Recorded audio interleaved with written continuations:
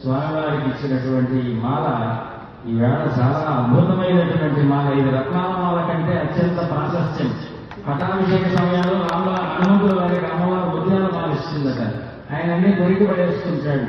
ఇదేమిటి కవిలక్షణాలన్నీ అని చెప్పి అందరూ అనుకున్నారు. అంతేలేదు, కోరిక మా రత్నాల మాల ఇస్తే ఏం చేస్తుంది? అప్పుడు చూపించాడు ఆయన, నీకు రాముడు ఉన్నాడు. ఆయన రాముడు లేడు, నీలో ఉన్నాడంటే అప్పుడు కూడా చేసి చూపించాడు.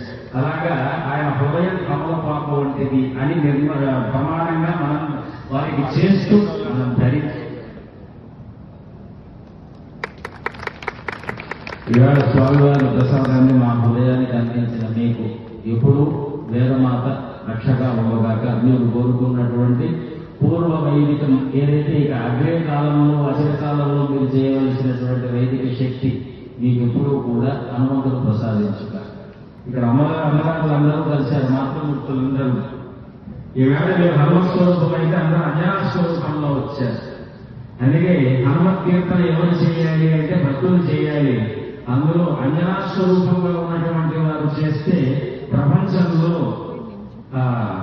పుత్రతత్వం, ఇంకా చెప్పాలంటే సంప్రదాయ తత్వం బహువ్యాప్తంలోకి వస్తుంది. మా అంజనీ అమ్మగారు, మీరు శ్రీదేవి మాతృమూర్తి గారు ఇద్దరు వచ్చి మఠానికి 2-3 పర్యాయములు ఈ కార్యక్రమాన్ని జయప్రదం చేయడానికి రావాలి అని వాళ్ళు అనుకుంటూ ఉండగా మేము ఆ సంకల్పానికి హనుమదాజ్ఞగా భావిస్తూ ఈ యొక్క కార్యక్రమానికి ఇక్కడికి వచ్చి పరమానందాన్ని పొందాము. వరదారం లేదు, కాకపోతే మేము రాత్రి మళ్ళీ బయలుదేరి రేపు ఇంకొక కుంభాభిషేకానికి చేరుకోవాలి కాబట్టి ఇక్కడికి కేవలం మా యొక్క ఆత్మ సాక్షిని ఇక్కడ పెట్టి తర్వాత మీ కార్యక్రమం మీరు కొనసాగించండి అని ఒక సందర్భంలో మనం కలుస్తాం. స్వస్తి. జై